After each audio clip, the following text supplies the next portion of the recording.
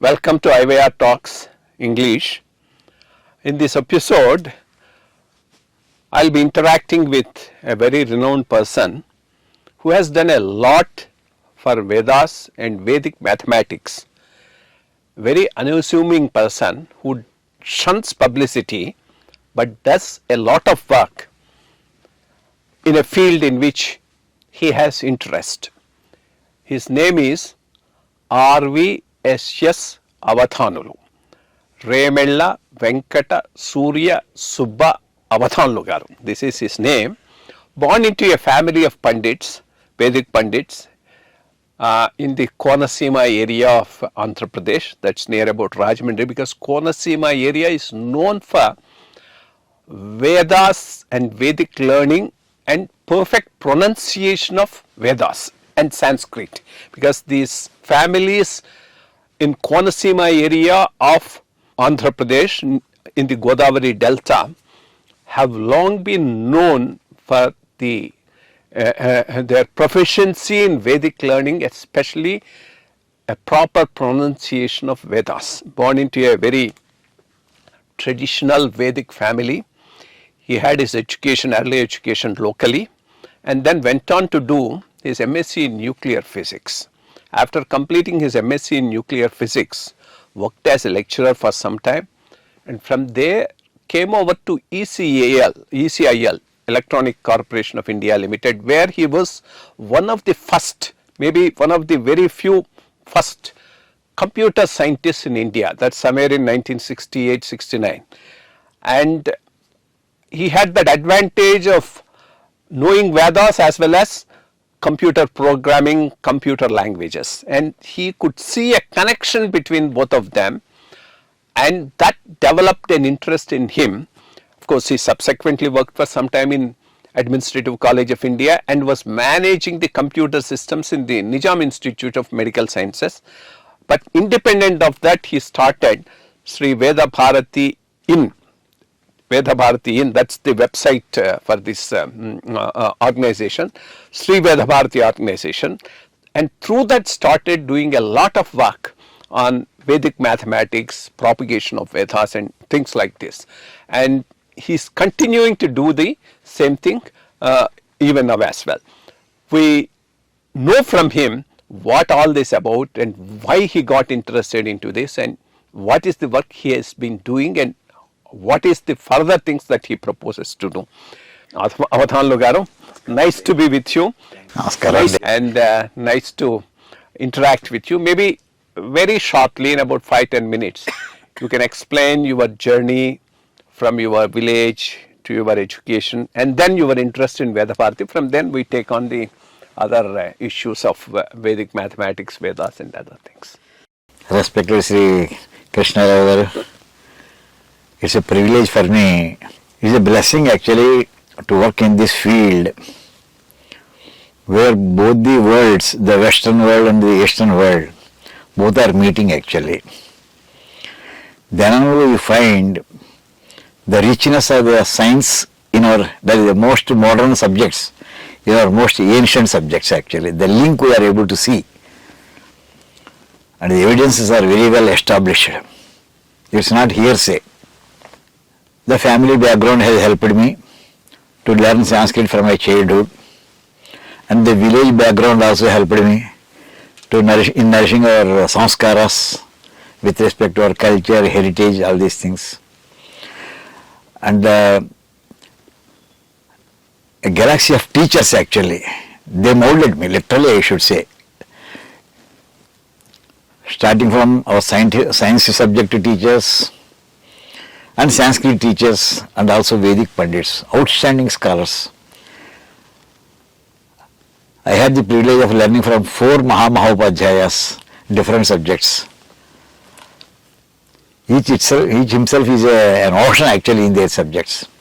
All these things have helped me in taking up this kind of activity related to preservation and propagation of Vedic knowledge. This is briefly the total work what I have been doing for the last 4 decades. It can be summarized as preservation and propagation of Vedic knowledge. I did my MSc in nuclear physics during 1967-69 period. Then I heard from my professor that there is a such and such an object called as computer. First time I heard during 1968, I heard about it, that name. We never saw it. Then after completion of my MSc, in India, first time somebody has announced a course on computer science in Hyderabad. It is a diploma course. I did it.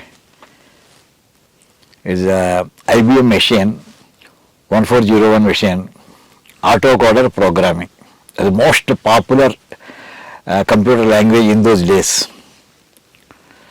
Subsequently, I got selection in Electronics Corporation of India.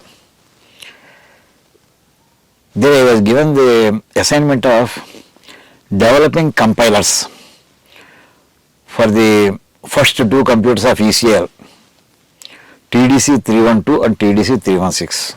In fact, these are the two computers not of ECL alone, India's first two computers, made in India, okay. Two computers made in India, first two computers.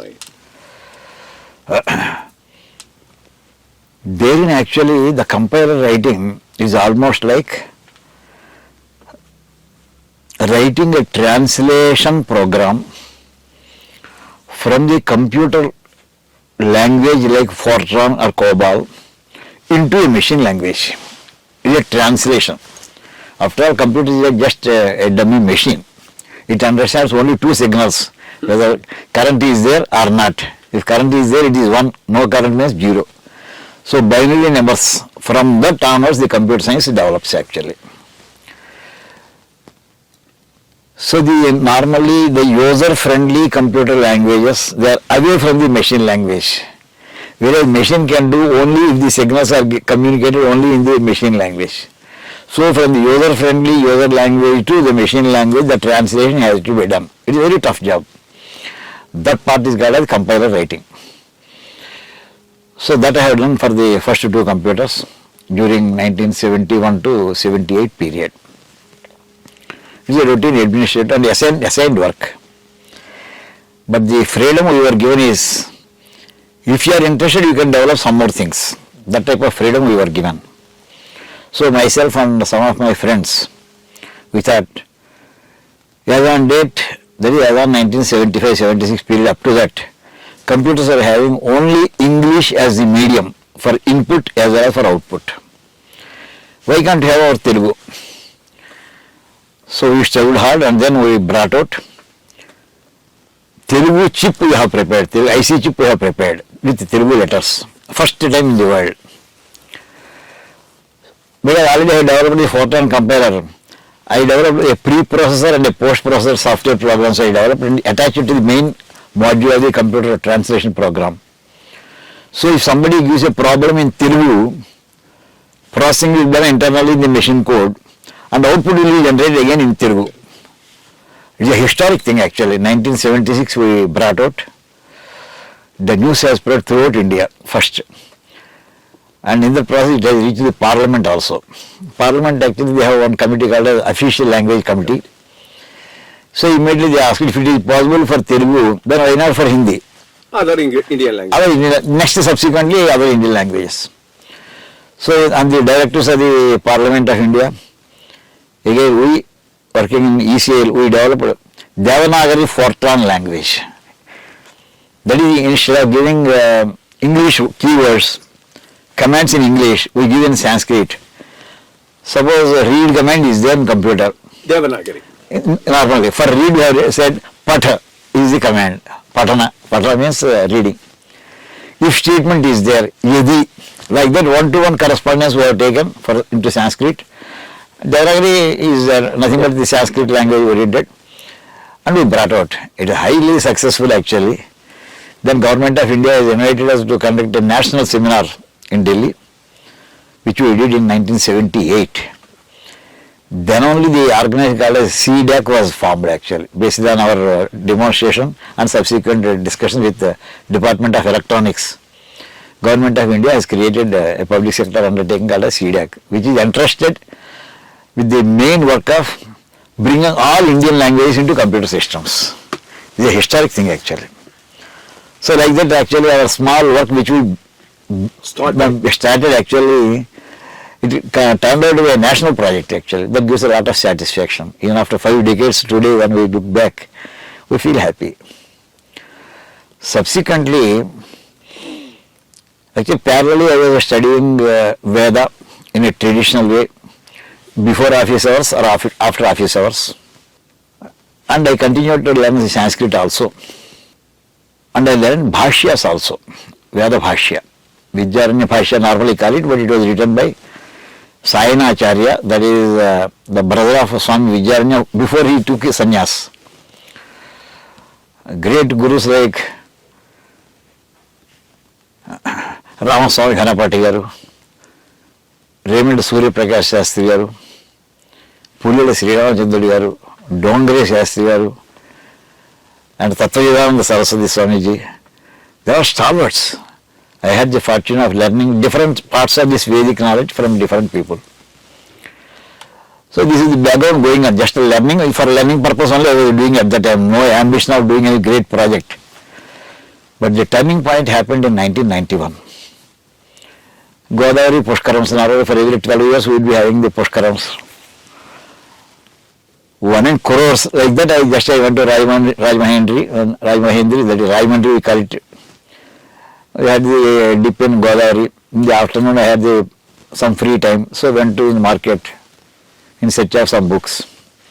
Then I could gather some books published by Tirumal Tirupati Devasthanams. I could get the great commentaries for Yajurveda, and also one small book. It is Arsha Vijnana Sarvasva. This small booklet actually has given an overall picture of the Vedas and the status of Vedic learning as on that date. That is by 1991 status. Therein it was mentioned that these 4 Vedas, actually to begin with we should say like this, at the end of Dwapara Yuga, every Maharshi or every the disciples of the Maharshis, they are learning all these 7 crore mantras which are propagated in those times. But when the Yuga change is happening from Dwapara Yuga to Kali Yuga, Sage Vedavyasa has understood that the future generations will not be able to do this much study. So he wanted to make it a small branches, subdivisions he had to create for Veda. So in that process, using some meter, that is metric form, Chandas, he has broadly divided the 7 crores mantras into 4 Vedas, Rigveda, Yajurveda, Samaveda and Atharvaveda. And he passed on this information to his disciples, 4 important disciples, Paila Maharshi, Vaishampayana Maharshi, Jaimini Maharshi and Samanta Maharshi. Each one has in charges of each Veda. So they tried for propagation of these subdivided Veda into different parts of country. They found it even that much also people are not able to study. So they further subdivided. For 2nd generation, for 3rd generation further subdivided. Like that, with the next 3-4 generations after the Sage Vyadavyasa's work, Rigveda ultimately came into 21 branches. It was subdivided. Yajurveda was subdivided into 101 branches. Samaveda into 1000 branches. And Atharvaveda was divided into 9 branches. All put together, it constitutes about 1131 branches. And people are asked to study at least 1 branch in their whole lifetime. If people can do more, it's good enough. At least 1 they should do. But this system actually has worked excellently well. As on date, Mahabharata war period was about 5200 years. So first 4000 years, all these 1131 branches were surviving. People are studying, they were able to propagate for next generation. Like that the Guru Sishya Parampara was continuing. Yes, it's a oral tradition. Yeah, oral tradition, totally oral tradition. Because by the time this recording methodologies on paper or all these things, particularly for Vedas, even today the oral tradition only is advised for learning purpose. Because of the Ucharana. Ucharana, swaras are there, intonation is there. That cannot be obtained just by looking at the books, impossible. So, but actually the 1131 branches, though they survived for 4000 years, but during the last 1000 years, they had to face the challenges from outside invaders. There was a foreign rule within India itself. The effect actually was felt during the Vijayanagara Samrajya period also. By the time itself, significant amount of Vedic knowledge was destroyed by these foreigners. But whatever was remaining there continuing. But by 1947, at the time of independence, people could locate only about 12 or 13 branches only. It is horrible information actually to say. Where 1131 and where is 12 or 13? After 40 years, approximately by 1991, even these 12 are not there. Only they reduced it to 7. That is, there is a trend of declining of the number of Veda Shakhas. At that moment, that information has attracted my attention. Then immediately, as a reaction, what can we do?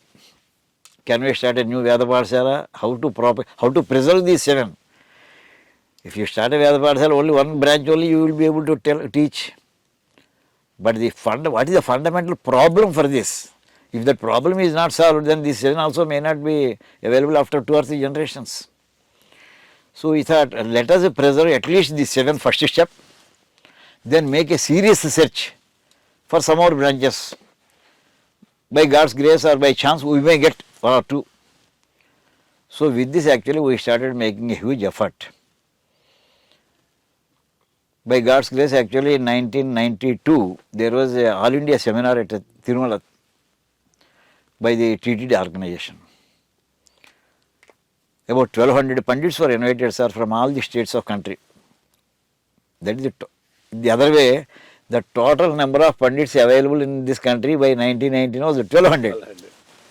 Whereas the population is about say more than 90 crores or 95 crores. It doesn't stand for percentages.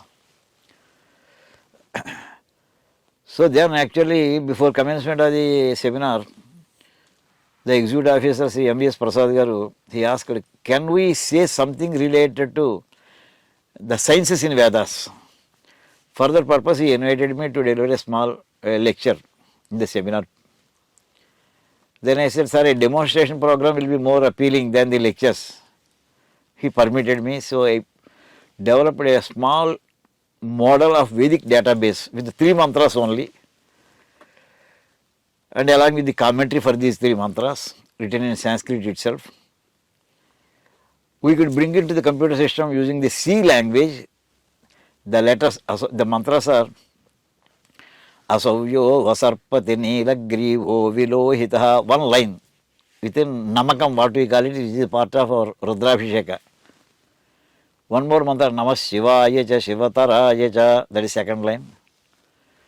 Om Drape Andhasaspate Daridranela Lohita. These are different lines in different paras actually of this Namakadhyaya.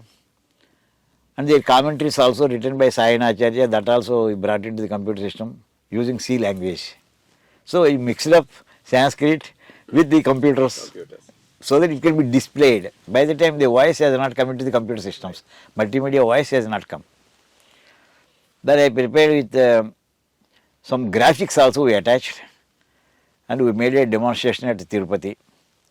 Fortunately, Dr. Shankaraya Sharmaji, he was the Vice President of India at that time. He was the chief guest. This attracted his attention.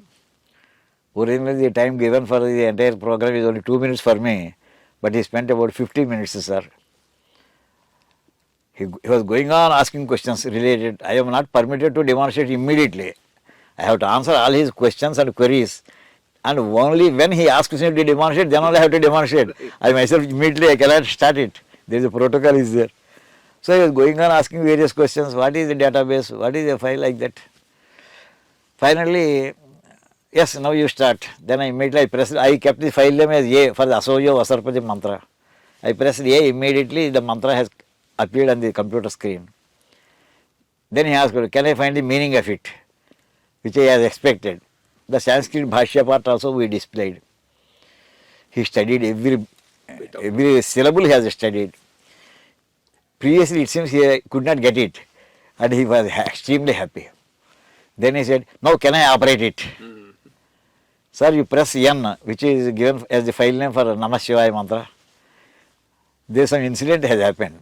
He put his finger on N, he did not remove it. So what happens, computer generates multiple N's. N like that. Actually the computer doesn't belong to me, I borrowed from somebody else. I was afraid. If there were a file with 4 N's, that file will come out. It's a dangerous thing. By God's grace, immediately messages, file not found. So the 4 N's file was not there. Then I took his hand and then pressed with his finger, N, and then immediately Namah Shivaya mantra got displayed. For that also he wanted the meaning, Bhashya part, that also he said. He was extremely happy, sir. Then actually he said one thing, I don't know how seriously you have taken. Hereafter you take it seriously. And I am giving an assignment also, develop Anukramanikas for Vedas. Anukramanikas means indexing systems. And inform me whenever you complete it. I say God's grace actually has flowed through his mouth, I always feel. That was my turning point, sir, in my whole life for taking up all these things. I always say in my village, our Panchayat board member will never look at us. He never greet us when we go to our native place. But whereas President of India actually, or Vice President of India, he spent about 45 to 50 minutes time on a subject which is interesting and which is necessary for the country. And he has given the guidance also, given an assignment also which is essential to be done. Then I took it seriously. I have a group of friends also, like Sri Kallur Bhogeshwar Swami garu. With his help we got a computer actually. Several people donated, several people helped us, particularly Ashwini Subbarao actually. I explained, he asked me, myself and Swami garu, we went to his house. Swami garu introduced. Avadhanulu garu wants to say something, Subbarao, about his project. Okay sir, we will go to terrace and then we will have a discussion. He asked me to explain for about 1 hour. I explained what I am planning to do. If ultimately, I did not understand what you are saying. In one word, I did not understand. What do you want? Sir, I want 1 lakh rupees. Take it. So easily has just given a promise. Why what will you do with 1 lakh? Sir, I will purchase one computer. What is that computer title? By the time only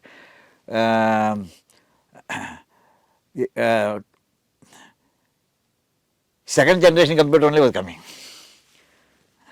Alright. Why one computer? You take 2 computers. I got 2 computers, sir. It is a 216 machine actually. Okay. That machine I got it. And then 2 machines I brought it, did Satyanarayana Vartam, and then I started this work. By God's grace, this happened in 1993, 94. So last 31 years, without any hindrance, the work is going on, sir. It's because of totally God's grace and also with the support of several philanthropic persons who are equally interested in this task of preservation of our Vedic literature. Subsequently, I developed these Anukramanicas for Yajurveda particularly, which I am familiar. Kanda Anukramanika, Anuvaka Anukramanika, Chandu Anukramanika, Prapatha Anukramanika, Rishi Anukramanika, like that actually. And then we approached, I informed him when he was the President of India in 1995. Immediately his assistant, his PS came onto line. He said, President is interested, he is inviting you to come to Rashtrapati Bhavan with your family members and with your full team of members. We went there, we demonstrated. By that time already 3 years lapsed. So 3 years back we met, several crores of people will be there who would like to meet President of India, and he will be having thousands of visitors every day. I was afraid whether he will be remembering this project at all. When I started, yes, I remember very clearly. I asked you to develop Anukramanika. What is the status? He immediately asked, sir, this is the first Anukramanika, this is second Anukramanika, fourth Anukramanika, like that, all the 7 I have demonstrated, sir. At the end he said, have you brought any proposal to me? I immediately confessed my ignorance. Sir, I do not know that we can submit a proposal to the President of India. Normally, any project proposal we submit in the Director's office when we want the government support. If at all we have any access, we may approach the Secretary, IAS secretaries. But in my lifetime, I never met any state level minister, never the CM, never the central minister, never the Prime Minister also. You are above all these things, but you are asking for the project proposal. No, is there a problem? Yes, there is a problem, sir. What is that problem? I said, Sir, these 4 Vedas were having 1131 branches. By 1947, only 12 or 13 were set to existing. But whereas in 1991, only they reduced it to 7. So first of all, if this trend is allowed to go, this 7 also may disappear.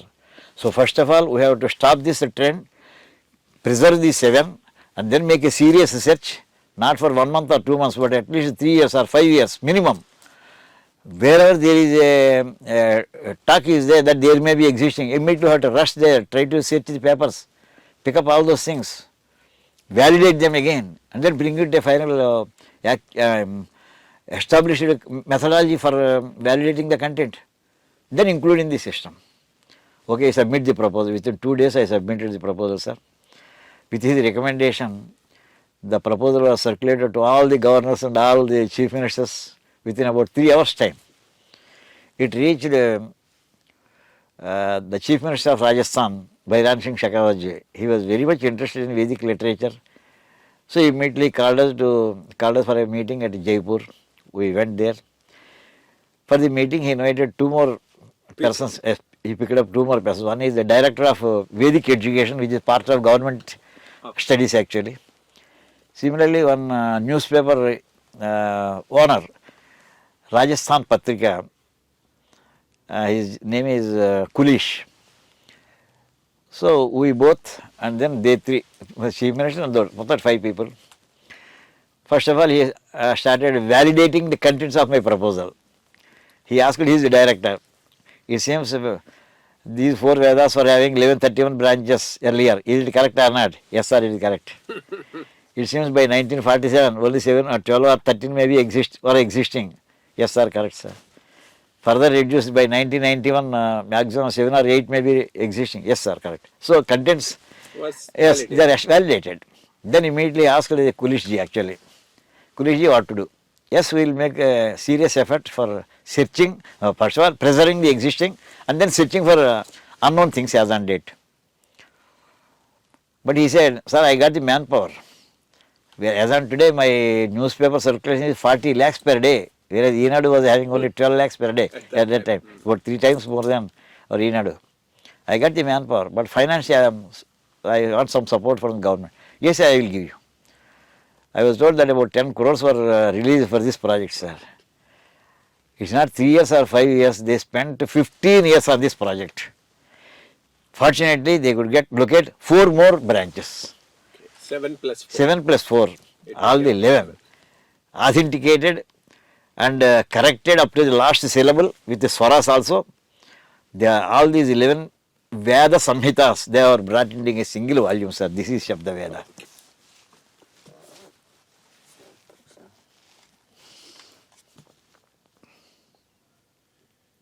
Yes, sir. Yes, no, please open, sir. Yes. Each page of this book is 4 times A4. Four A4 pages constitute 1 page here. And you were part of this project. Yes, sir. Okay. And this was compiled by when? Which year? This is, we started in 1995.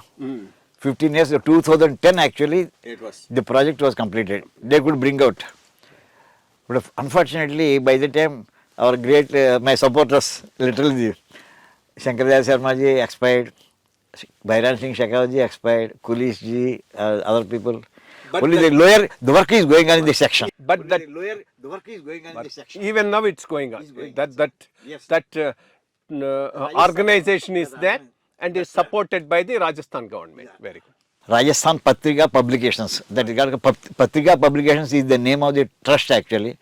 Because the work has to be carried out within Rajasthan itself, because the funds were released by Rajasthan government. So the work was going on. And then by the time actually I did not have the information about the completion of this project. My God is great actually. The book was presented to Sri Ashok Singhal ji in 2016.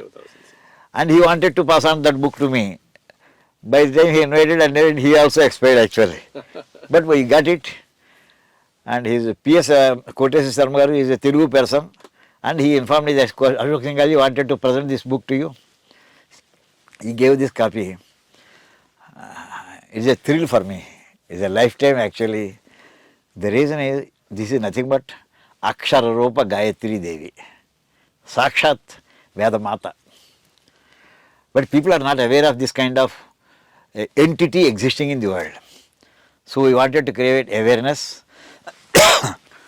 So first actually we wanted to have a procession. Uregumpu in Telugu you call it.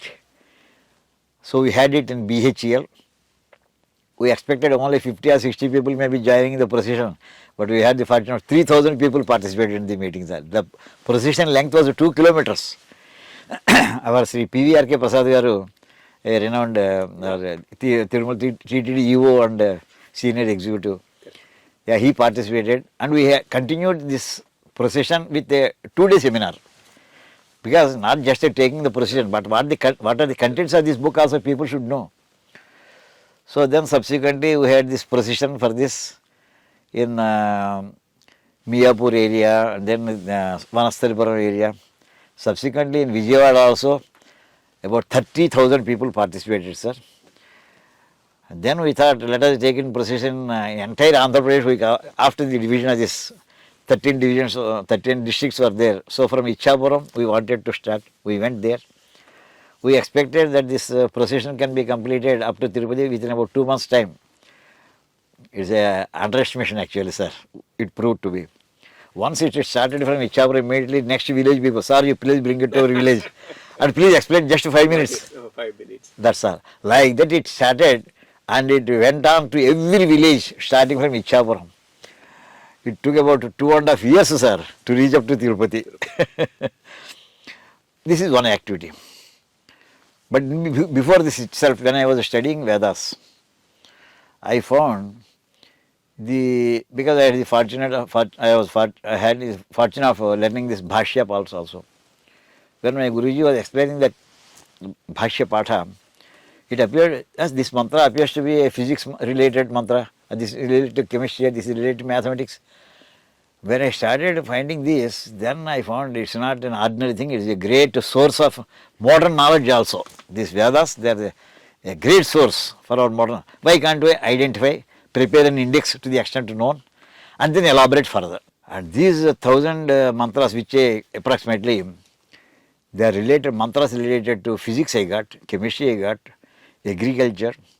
So based on that actually I brought out another book called as Science and Technology. At the same time, I got the old document of our Valmiki Ramayana, written in palm leaf. The Talapatram we call it in Sanskrit. It is like this. Telugu script. It is Uttar Ramayana, Uttarakanda of Valmiki Ramayana. Okay. Where did you get it?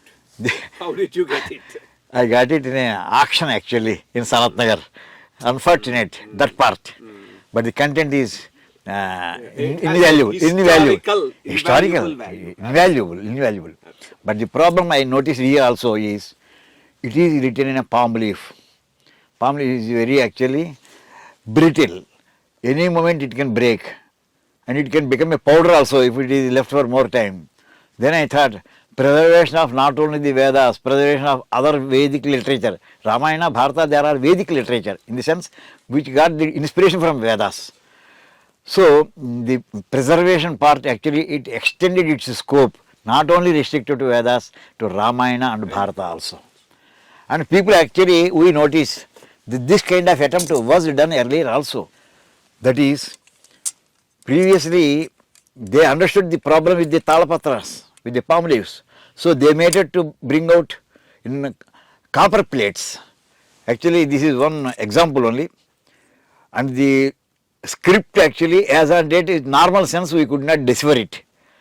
But only with the advanced technology provided by the Google and others, we could find out and we could decipher it. And the contents of these 3 copper plates, it seems they were done during the Pallava period. Pallava period means about 500-600 AD. That is about 1400-1500 years back. The contents were recorded on this copper plate system. It seems that is, the people have given, they understood the significance of preservation at that time itself Otherwise, they would not have attempted for this kind of things.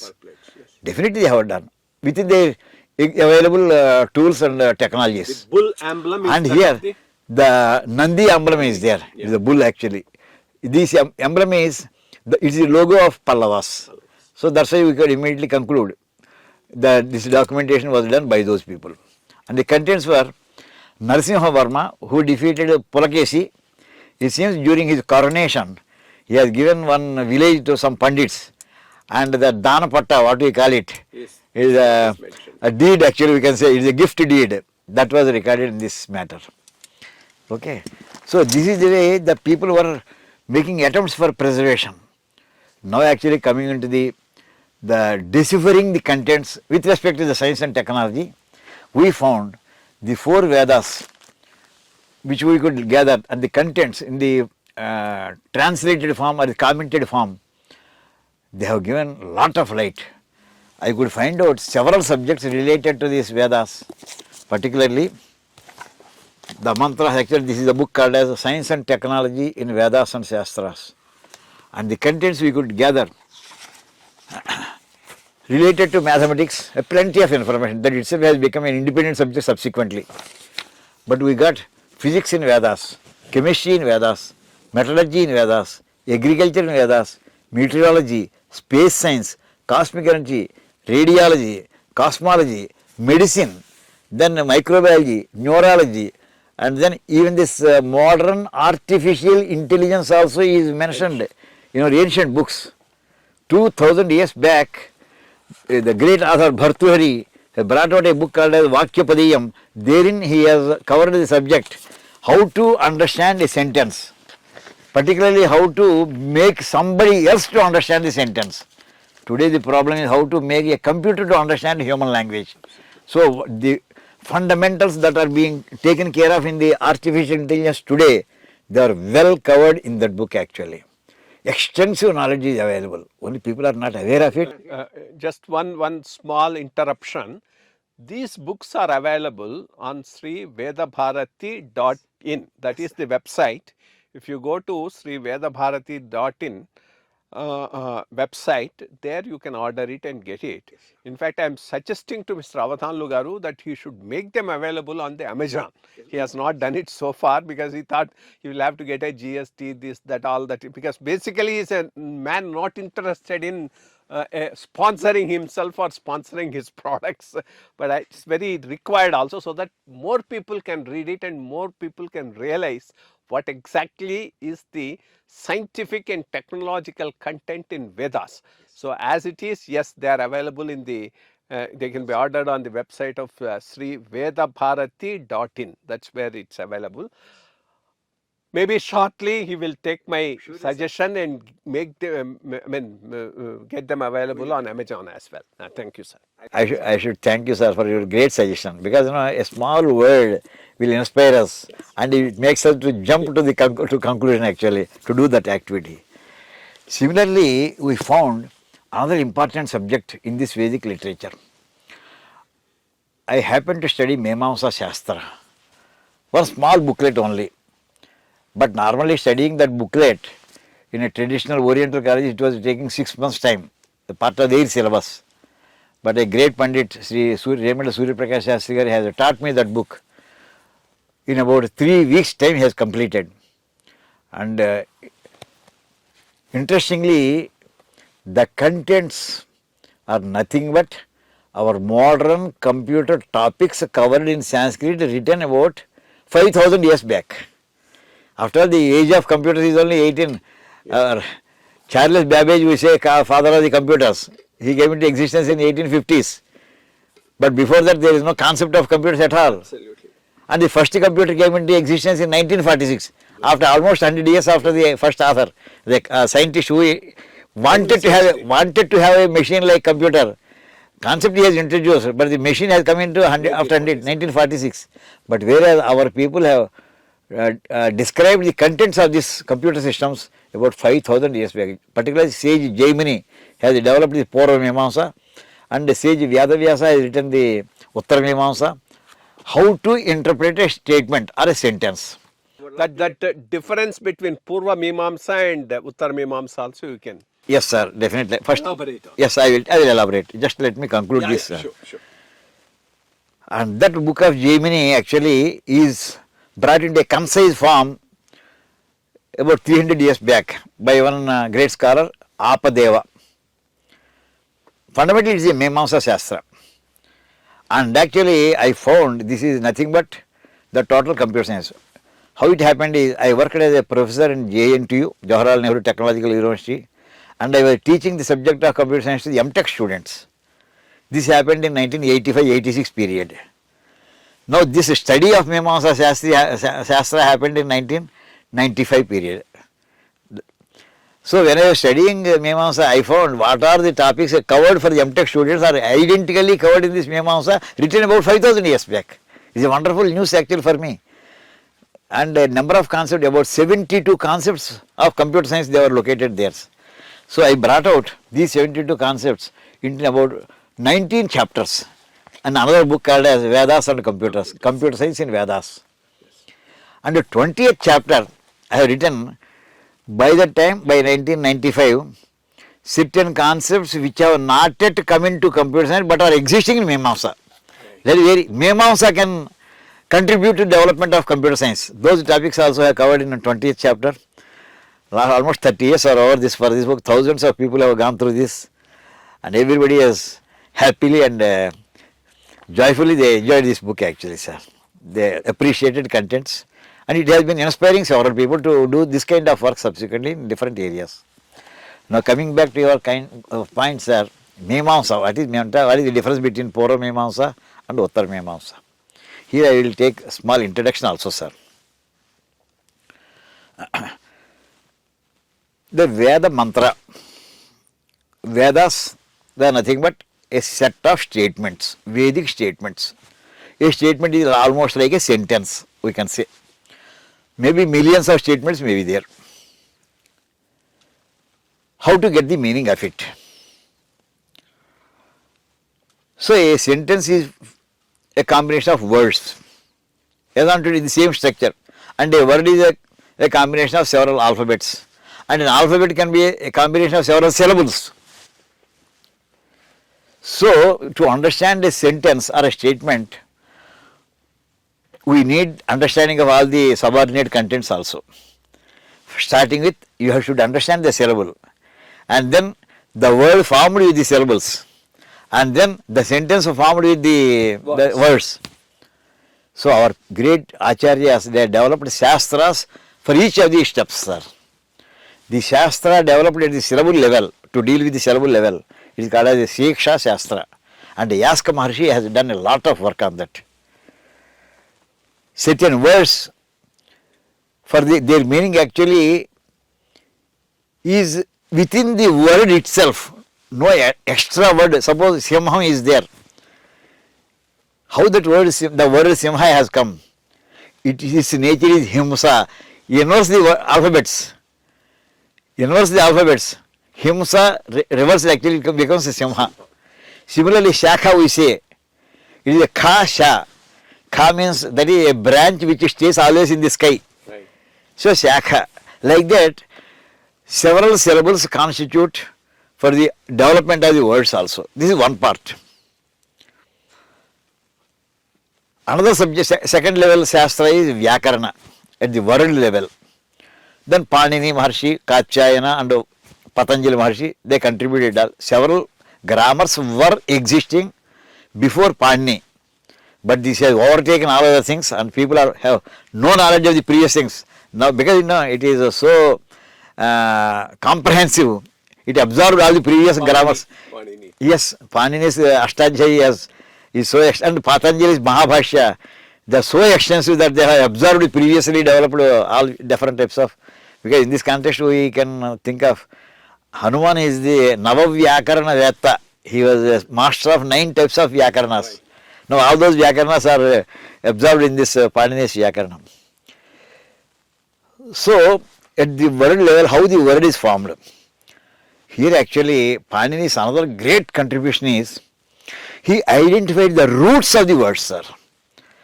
Sanskrit entire language, normally to say how many words are there. The richness of a language is measured by the number of words. Suppose you take up English language, how many words are there? You have all the dictionaries put together. Maximum 8 lakh words or 9 lakh words. That's the ultimate of the English vocabulary. English vocabulary. But whereas Sanskrit, it is having about 20 lakh words, sir. Unique words. But the greatness of Pani is, these 20 lakh words, they are not unique by themselves, they are derived from certain fundamentals. The fundamentals they called as dhatu, or root we call it. How many? Just 2162. The entire Vedic Sanskrit literature he could formulate starting from 2162 roots, and the number of formulae he brought out is 800 approximately. This combination of the formulae and the roots, that was the basis for our Sanskrit literature, generating for 20 lakh words. And in fact, I should say there is no limit for the number of words in Sanskrit, because samasa paddhati they have introduced. You can combine any number of words as per your requirement. There is no limit actually. Open-ended wording system they have developed it. That is the beauty of that. No other language is having it. No other language in the world. This is world level. Then comes a combination of words constitute the sentence. Then one sentence means, the definition for a sentence or a statement is, it should carry one full information unit. One unit means just like a currency, 1 rupee, we take it as a currency, a fundamental unit, or a paisa we were taking previously. Similarly, information, suppose any episode to be explained, we need several statements, several sentences. But each sentence, it must be self-sufficient in conveying one independent unit of information. Then how to understand it? Normally people may understand in a common way, but there are certain sentences in a colloquial way. The sentences, they carry different meanings simultaneously for different people. Same sentence, if I utter in one tone, I mean one meaning. The same sentence heard by somebody else, he can interpret it in a different way. A third person may interpret it in a different way. Actually, this problem has come. Then how to solve it? There must be a uniform methodology which will be deciphering the meaning of the sentence. Is there a scientific approach? Is there a scientific approach? Here actually this topic has come in our Supreme Court also, sir. During our Privy Purses case, if you remember, 1969-70 periods actually, when Indira Gandhi has resolved this, removed this Privy Purses, this topic has reached Supreme Court. The stalwarts like Palkiwala, Shanti Bhushan, they take one statement from the Constitution of India. Palkiwala interprets it in one way. Absolutely. When he is speaking, actually, the judges were thinking, yes, this must be a right meaning. Once his argument is over, then Shanti Bhushan starts. He takes the same statement, he interprets in a different way. And his interpretation is so interesting, at that time it appears, yes, his version is correct. Then some other person, Nirende was there, his interpretation will be going in a third direction. It also appeals very much. Then the judges were confused. Shall we take the interpretation of Palkiwala or Shanti Bhushan or Nirende? Then they asked her, is there this kind of situation earlier in India at all? Yes, there was. Then how they resolved it? In what context they used it? Then they said, sir, Vedic statements, they were interpreted by different sages in different ways in some cases. Same statement, normally what happens, same mantra appears in Rigveda, same mantra may appear in Yajurveda also, and it may appear in Samveda, Atharvaveda also. The commentator, suppose he restricted himself to Rigveda, assume that he interprets in one way. The Yajurveda commentator, if he has not seen this Rigveda commentary, he may interpret it in the opposite way also. A third interpreter may interpret in a third way. Then ultimately a common man like us, common people like us, when we go through it, then shall we take the meaning of the first person or the second one or third one? It's total confusion. So this problem was found by Jaimini Maharshi and Vedavyas Maharshi. The predecessors, preceding sages, they created different commentaries by the time itself. Which one? Then they brought out the subject of Mimamsa Shastra. So they said, water, just like in a chemistry, you have a filtering system. a mixed, some chemical compound is there, it is mixed in water or some other solution, then it is put some filter, first filter, second filter, so ultimately residue will be there. Like that, let this statement be processed in different stages. The first stage filtering, second stage filtering, third stage, ultimately residue in a chemistry. Like that, ultimate actual meaning should come out only one way. There should not be second type of meaning. That methodology is called as the Mimamsa. Actually, the real meaning of the word Mimamsa is Vakya Ardha Vicharana. Vakyartha Vicharana. That is, what is the meaning, how to arrive at the true meaning of the sentence. So, this subject actually, whereas sage Jaimini has used this technique of interpretation for using the Vedic mantras for understanding the dharma part. That's why he has added, that part is called as Purva Mimamsa Shastra. That is how to understand dharma. Dharma means, yes, this is right. Suppose you are giving some dhanam, is a dharma. Everybody should give some donation to a good cause. When to give, to whom to give, how to give, there is a procedure again that is given. So ultimately it is a dharma. Normally, one thing people should understand, all our courts, all our legal proceedings, they deal with nyaya only, not with dharma. Nyaya is as per the act, whereas dharma is as per the Veda. That's all. The fundamental difference we should remember, sir. So, Jaimini Maharshi took it, the dharma as the base for our society.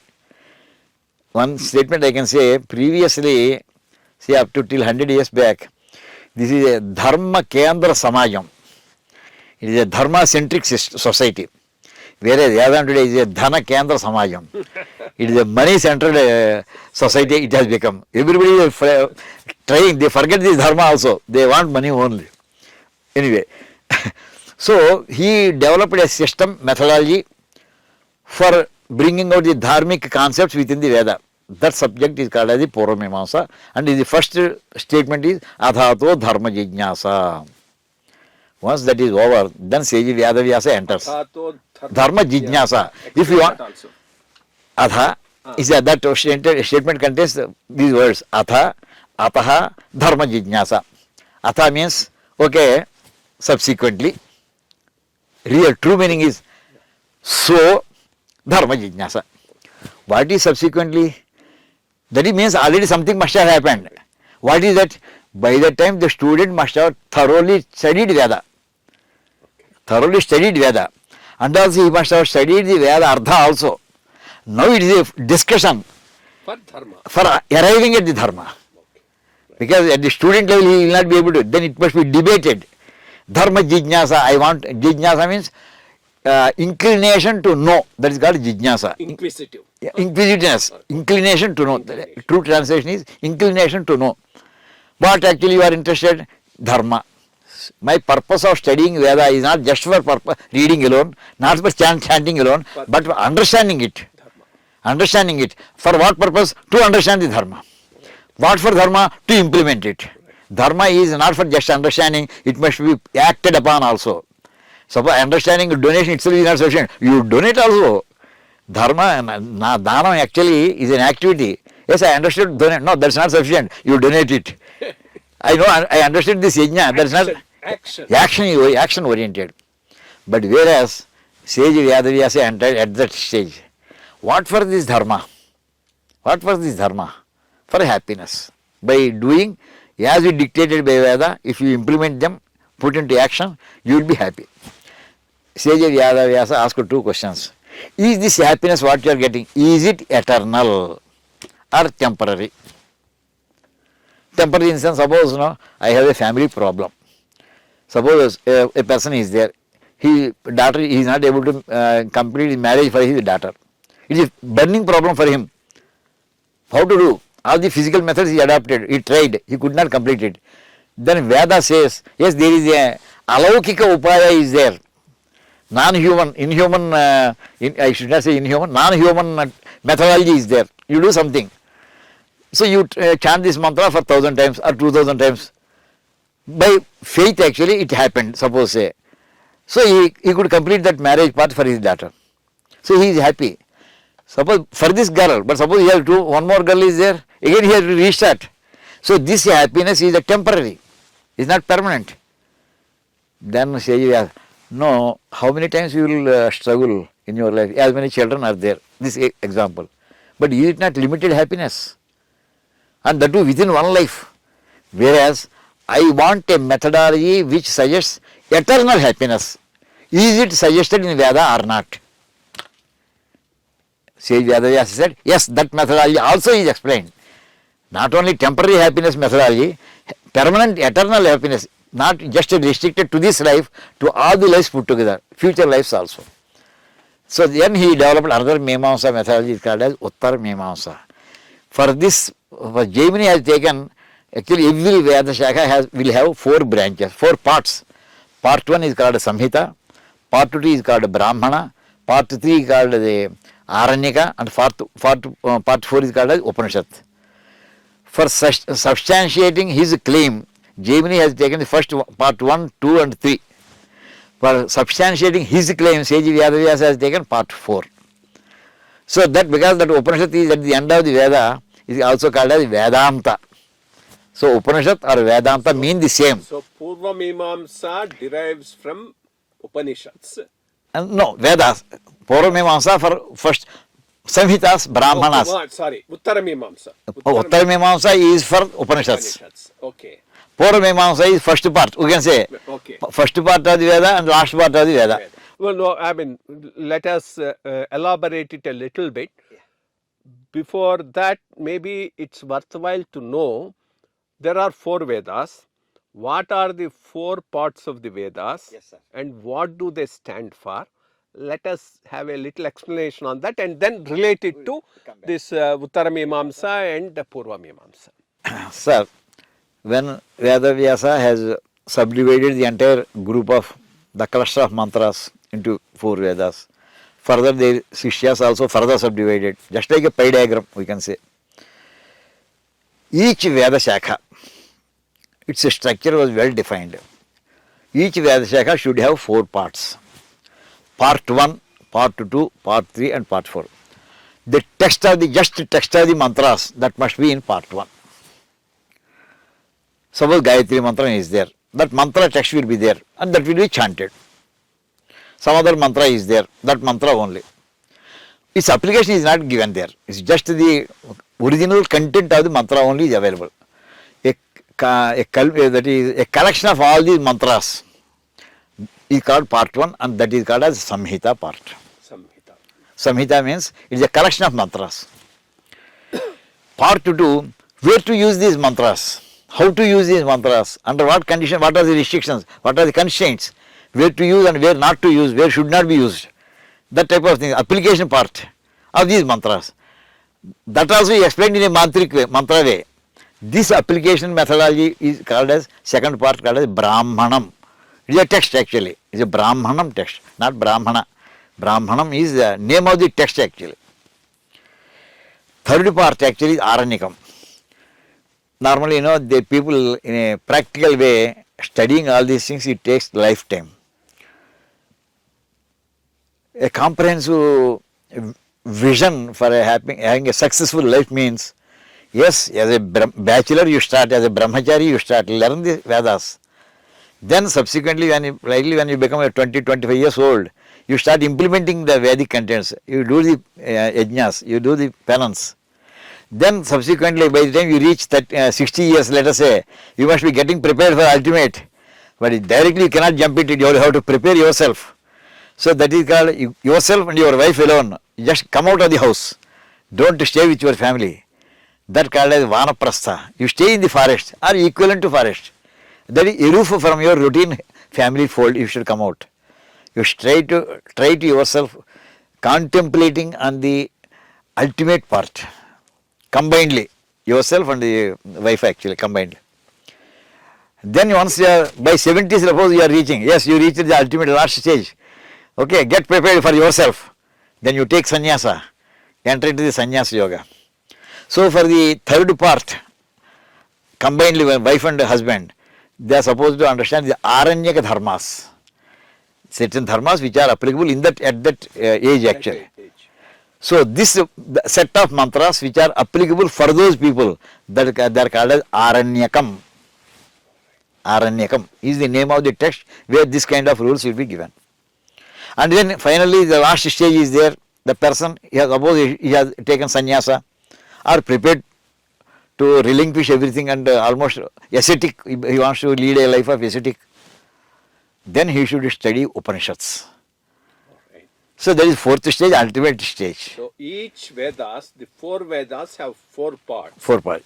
Each Starting with Samhitas, Samhita, Brahmanam, Aranyakam, Aranyakam and Upanishads. Right.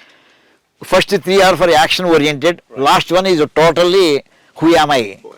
The fundamental question. Fundamental Vedanta. question. Yes, fundamental question. Right. So this is the way. Now for interpreting these things, Gemini has taken the first part 1, 2 and 3, whereas Sage Vyadavyasa has taken part 4, Upanishads. So this became Purva Mimamsa. That became Uttar Mimamsa, sir. Okay, sir. Now in our process, what happened is, these subjects, these mantras, not just the sentence alone, within that sentence, there are several other subjects also in between referred to, particularly astronomy. Astronomy is very much, astrology also is implied there. Suppose, a dharmic way you want to lead our life. We want to perform some yajna. When to perform it? When is the auspicious time for performing it? Not on any day which we choose. No. So how to understand it? In the combination of the planets you have to study. So for that purpose Jyotish Shastra has come. Similarly, certain mantras have to be studied in a melodious way. That melodious way of chanting the mantras is called as Samveda. Or just a rhythmic way of chanting the mantras is called as Rigveda. Chanting the mantras in a prose way, that is called as Yajurveda. And certain mantras which relate and to the modern world also, they are covered under the Atharvaveda. So like this, Ayurvedam and all that. there are subsets. Only fundamentally these four only, Rigveda, Yajurveda, Samaveda and Atharvaveda. Rigveda is a metric way, Chandobadha. Samaveda, these same chandas in a melodious way. And Yajurveda is a prose way. And other subjects related mundane world also, they are covered under the Atharvaveda. And these Upanishads also, every Vedic branch has some Upanishads. Shankara, our Shankara Bhagavad Acharya, previously I should say 1131 branches means 1131 Upanishads must have been existing. But he has selected only 11 Upanishads. And because they are very important and promising and directly conveying the message of the Vedas to the audience. Out of 11, he written the commentary for 10 Upanishads, Dasha Upanishads. Whereas Ramanujacharya has written, it seems, 11 or 12. They have written commentary for 1 or 2 extra actually. But these 10 are very popular. Ishavasya Upanishad, Isha Kena, Keno Upanishad, Kato Upanishad, Chandogya Upanishad, Brihadaranyaka Upanishad, Taittiriya Upanishad, like that actually 10 Upanishads, very popular. And all our great propagators like Chinmaya, Swami Chinmayananda, they have taken up this subject, this mantle they have taken up, they propagate throughout the world, sir. So this is as far as the traditional Vedic knowledge. But at the same time, we find the modern sciences also appearing here. Particularly either in the Samhita part or in the Upanishads part also, references to modern science are found, sir. One example I will tell you. In Upanishads, one Taittiriya Upanishad, one sentence is there. Anoraniyan Mahato Mahiyan. There is one reference is there. Parameswara is smaller than the molecule. Anu is an atom for the atom for the atom, and is a galaxy for the galaxy. Very crudely translation. What is this sentence actually? By the time already they got the concept of the material. With what actually the material is made up of. Any material, either solids or liquids or gaseous forms. Every matter is made up of some fundamental items. That fundamental item they were calling as Anu. Normally if you want to, as on today, measurement if you want to take, the size of an Anu is, as on today in the modern terminology, it is molecule. Molecule size is about 10 to the power of -8 centimeters, sir. That is almost, you can say, 1 crore part of a 1 centimeter, we can say. you compare ourselves, suppose we are 150 centimeters or 180 centimeters, we are compared to our physical personality with that anu, how many times we are bigger? Or the other way, how much is smaller that anu compared to our 180 centimeters height? The God is much smaller than that molecule itself. You multiply 10, that is 10 to the power minus 15 or minus 20, you can imagine that he is atomic size to the atom. Assume that the atom is of our size and he is of atomic much smaller size. And also galaxy of galaxies. Galaxy are the galaxies, bigger than the bigger. As on today, if you see molecules, sir, previously they understood a molecule is made up of certain fundamental things. Kanada Maharshi has written on that. He is almost our alchemy, chemistry. He is the fundamental founder actually for our modern science, but he belongs to the ancient, our Vedic sciences. And molecule is made up of atoms. Atom means normally in Greek or Latin it means unbreakable. Normally that was the real literary meaning. But subsequently they found the atom can be broken. It's not a solid, but it is a shell which can be broken. And within that they found nucleus. So for some time they thought nucleus cannot be broken. They found it can be also broken. So in the nucleus they found protons, neutrons and electrons also surrounding the protons nucleus. And these protons they can also be further subdivided. Positron like that they got. And ultimately further subdivision they have done it. And ultimately they reached up to quark level. That is, you can say in the reverse order, a set of quarks constitutes one subnuclear particle, and set of subnuclear particles constitute nuclear particle, set of nuclear particle constitutes the atom, and set of atoms constitute the molecule. So anion means almost like a quark, we can say. So like that is a nuclear subject, nuclear physics subject actually is covered there. Similarly, cosmology subject also in the same sentence, Mahato Mahiyan. Yesterday actually the Google News, actually recently America's Voyager has crossed our solar system. It gave a news yesterday. It seems there is a firewall after the solar system. The fire system is a firewall, it's there, the temperature, it has noted 5,000 degrees Fahrenheit it has noted. Very hot. This actually previously it was not known to our scientists actually. So this kind of subjects actually they are all discussed. This is one subject. But in addition, most fascinating and important and essential subject is Vedic mathematics, sir. Right. The Vedic mathematics actually nowadays normally for all the children in the schools, they feel studying any other subject, but mathematics means they feel it very difficult. That type of some phobia they got it against this mathematics actually. But whereas Vedic mathematics helps all the children. Very easy to understand. It's not that total subject is easy, but at least to introduce the children, we should erase that phobia first of all, eliminate that phobia. They should be inclined to study mathematics. That type of some formulas are there, sir. Yeah, I think he has been online propagating Vedic mathematics among children, taking classes. Maybe he will give us a sample of that. Yes, as part of that, maybe you can go over to the board and then explain the principle, the thing, mathematics. But of course, it's much wider and much bigger, which he is doing. We will only have a sample of it here. Normally, the children are asked to get by heart the multiplication tables. Previously, up to 20 by 20, people were getting by heart. It's about 30-40 years back. Subsequently, they stopped and then they found it difficult. So, at least 16 tables up to 16. Subsequently, that was also reduced 12 by 12. But now, much simpler technique. Only 10, you need just 10 tables. Up to 10 only, each one. If they get by heart, then this is sufficient, sir. We can start. Within that, suppose we have a question. You ask any child, what is the value of 75 into 75 normally? To start with,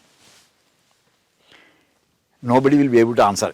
Particularly the elders of the previous generation who are sitting before this, nobody will be able to answer generally. If same thing may be for the children also. But we can make them to understand and reply us instantly. Just within 1 minute time we can train them. Within 1 minute we start. Suppose what is the value of 5 into 5? people will be immediately able to say, children will be able to say 25. Then you ask next question, 15 into 15. Some children may be able to answer 225. Most of them may not be able to do also. Here actually we can explain how it is coming. Here also within 15, all the numbers which I am going to give, they are all ending with 5. So once the 5 is there, so 5 into 5, 25 comes here. Ignore this 5, once this 25 has come. Then what are left out? One here, another one here. Whatever digit is there before this 5, preceding this 5, that you add 1, keep it ready. Because now 1 is there before 5, you add 1 to it, you get to 2. These two things you multiply, 2 ones are 2, that is the other digit. We will have one more example. Suppose 25 25s, we will practice. What are the different steps? One is, first of all, once 5 and 5 is there, put it 25. Just blindly put it 25, no other value will come. Then 2 is there, next number is 3, so 2 3s are 6, that's all, the answer is ready. We take one more example, 45 45s. Sir, you can attempt. 5 5s are 25. Yes, sir. 4 20. 4 5s are 20. That's all. You are right, sir. Perfectly right. Now you can answer. Yes, 75 to 75. 25. 25. 8 7s are 56. 56. That's all. Even that I don't. As you told, up to 10 you need to have the multiplier. Oh, right. All right. 5 6. So easy.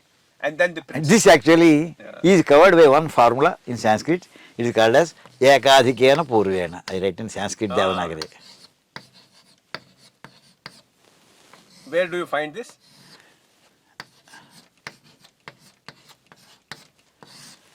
Swami Bharati Krishna Tirtha Swamiji, he is a pontiff of our Puri Jagannath Petha. He has written the subject of Vedic mathematics in 1960 he has written. It seems he has written 16 volumes during 1930, but we lost all those 16 volumes. Ultimately he has rewritten only, now as on today, only one book is available, and he refers to this formula from Kalpa Shastra. That is how to, when they are doing the sacrifices, when performing sacrifices, suppose Yajna Vedika, Agnihotra Vedika is like this, you put 1 holy grass here, 2 holy grass here, Eka Adhika, then again 3 here, then 1 more here. Like this actually we will be having Eka Adhika Purvena. It is a hint actually. It is not just a summary of the formula, it is just a hint how to do it. A short form, that Sotra, with which you will be able to arrive at the answer straightly. Similarly, we can have, time permits, we can have one more formula also. Sure. Eka Nyunena Purvena also. This is when we are having Eka Adhika. Other one, Eka Nyunena Purvena. There, within the multiplications actually, normally in our schools we are taught with only one method. You put one number, suppose 17 into suppose 25 you want to multiply. What you do? Each one will have the multiplication table. 5 7s are 35, 5 1s are 1, 5 plus 3 8, then 2 7s are 14, 2 1s are 2 plus 1 3 34. Then add 5. This is the way we will be arriving at it. Whereas this kind of situation we can arrive in a different way, where thousands and thousands of combinations are available. We have a pattern, let us say, any number, one number out of 2 numbers for multiplication, one number will have only 9s. Another number, any other combination of digits, but with 2 digits only. So suppose you want to have 27, anything you can select. How to have the answer? In this actually, forget about these 9s, other number you select, reduce it by 1. Whatever number is there, just reduce it by 1. 27 is given, minus 1, it becomes 26. You write the 26, the digits under 9s. Part 1 of the answer is ready, sir.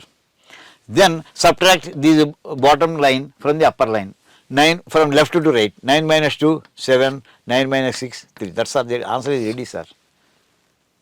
Not restricted to only 2 digits. You can have with 3 digits or 4 digits or 5 digits. Just one more example with 4 digits we will try. Suppose 9999 into, you can tell me any other 4 digit number, sir? 7642. Excellent, sir. Yes. Immediately now you can try the answer. Once it is given, you reduce it by 1, right? So it becomes 7, 6, 4, 1 it becomes. Because 2 is given, 4. Then you subtract one after the other. 9 minus 7, 2. 9 minus 6, 3. 9 minus 4, 5. 9 minus 1, 8. This is answer, sir. You can verify with your calculator. Right. So this actually the formula is called as Eka Nyunena Purvena.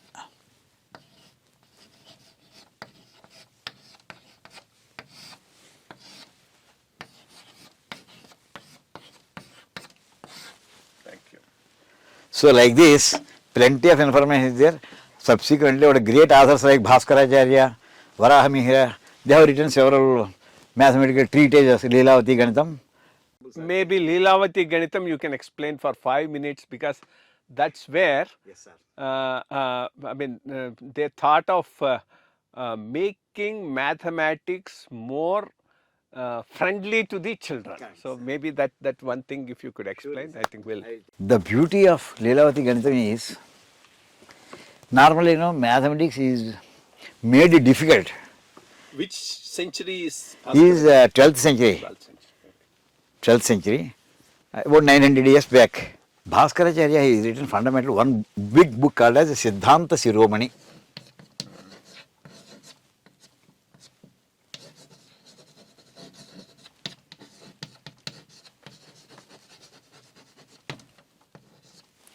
It's a very big book and it has 4 parts. Part 1 is Leelavati Ganitam. Okay. It's not an independent, you can say with a big book compendium, it is part 1. It is Leelavati Ganitam. Now, within this Leelavati Ganitam, he has promised in the beginning, I will see that this mathematics is taught very easily for the children. Made a promise and then started, sir. Normally people will not dare to do any risk with mathematics, but he has promised. He said, I will tell the stories which children will like. That type of stories will convey the mathematical meaning also. In that process he has given one example. I will just read out. He has taken the context of Mahabharata war. On that day Karna and Arjuna were fighting. Then how many arrows Karna has used, how many arrows Arjuna has used. The shloka reads like this. Partha Karna Vadhaya Marganaganam Kruddho Rane Sandadhe Tasyardhena Nivarya Tacharaganam Molaischaturbhirhayan Shilyam Shadbhihi Atha Ishubhihi Tribhirapi Chatram Dvajam Karmukam Chichedasya Shirashrena Katiteyan Arjuna Sandadhe. Here he has given that he has described the war between Arjuna and Karna. Finally, for our understanding, because it is a mathematics, finally the question is how many arrows Arjuna has used. This is the ultimate question in mathematical sense. But he says, see, Karna has started throwing the arrows towards Arjuna. So Arjuna has to immediately protect himself. He has to nullify all the arrows used by Karna. So, suppose X number of arrows were used by Karna. See, X, he has used, Arjuna is having 2x arrows. So, out of that 50% he has used for nullifying the arrows of Karna.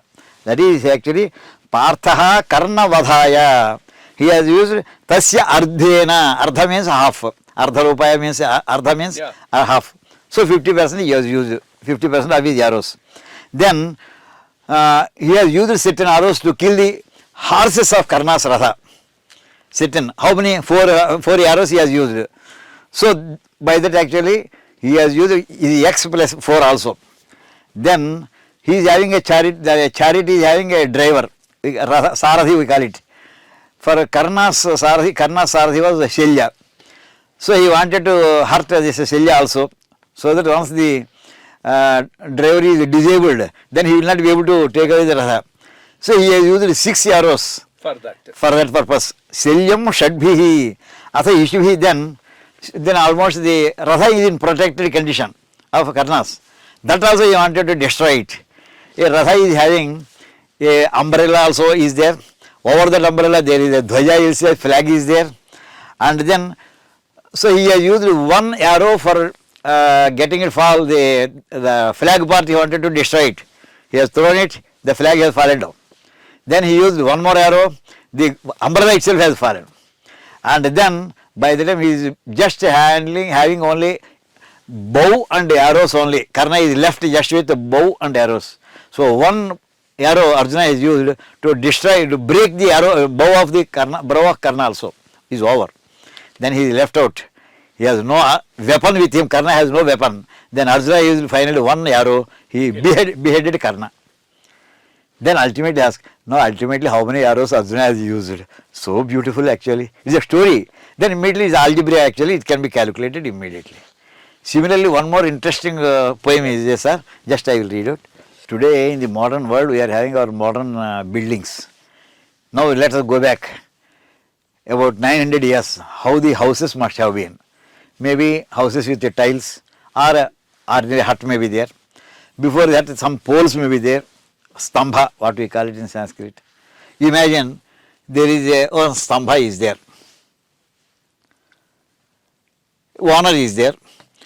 Under this pole, there is a hole actually. The hole was used by a snake. The snake was residing within that hole, inside. It is a belum. And it was going for its meals actually somewhere when nobody observes it, and again comes back, maybe in the night times when people will not be able to see it. And this house owner was having a pet peacock also. And that peacock was normally, it always stands on the pole at the top actually. One day, what happened is, the snake could not come in the night time, it came in the daytime. It was coming in the morning. By the time this peacock has seen, imagine the peacock is here and the snake is here at this point, let us say. So peacock has seen this snake. Snake also has seen the peacock. So peacock actually always kills the snake, and snake wants to escape the killing by the peacock. So snake knows its hole where it is protected. So if it can reach its hole, then immediately it will be saved. So it started increasing its speed. With full speed it is coming. Yes, peacock actually wanted to catch the snake before it reaches the hole. So in between what happened, it caught hold of this gun. In between it caught hold of, it catches the snake and kills it. Now here he gives, suppose assuming that the height of the pole is 9 feet and the original distance from this point to this point is 27 feet, and if the peacock and the snake are moving with the equal speed, this also coming with the high speed, this also going with high speed, so almost equal speed, then in such a case, at what point this peacock will be able to catch this snake? See, this is another question, sir. Interesting way. People almost, once this story is being taught, the children, yes, there is a snake, there is a pole, a peacock, this. That way he has. The strain of the mathematics is eliminated. And ultimately answer will be here to 12 and this will be 15, sir, out of 20. That by the time the snake comes out 15 feet, yes, this peacock reaches it and catches actually. So this way actually, all these things, modern mathematics, this actually has inspired several great people subsequently also to take up the subject of mathematics, not only which is made it difficult. Absolutely. So actually I started teaching this Leelavati Ganitha, sir. I taught it, I took 3 years to complete the entire Leelavati. From the first shloka to the last shloka I explained it. They felt thrill actually in learning the Indian made in India mathematics. All original fundamental, I should say, the mathematics originated in Vedas. So like this actually plenty of things are there to learn. It is a great source of our knowledge, sir. Only one topic, only just here and there we touch it actually. I am grateful to you, sir. You have given me a great opportunity for sharing, for sharing my. This is today's conversation with RVSS Avadhanulu garu, a nuclear physicist, a computer scientist, and a person who is steeped in Vedas, both learning and application. In fact, is unassuming, doesn't seek publicity. Maybe, I mean, in fact, if at all there is a worth for awards like Padma, he is the one who deserves it. I mean, for the amount of work he has done. But then he doesn't go canvassing for it, and unless you canvass, you don't get it. Hopefully, I hope somebody will recognize the worth of the person and ensure that he gets it. At least nowadays, the awards are coming to better people. There is no doubt about that. But more deserving people like him should get it. He's now about 77 years old. I wish him all the best, both health or otherwise, to keep active and continue to do the work which he has dedicated himself for so long a time. Thank you all. Thank you very much. Thank you, sir. Thank you, sir. Namaskar. Thank you, sir. Namaskar.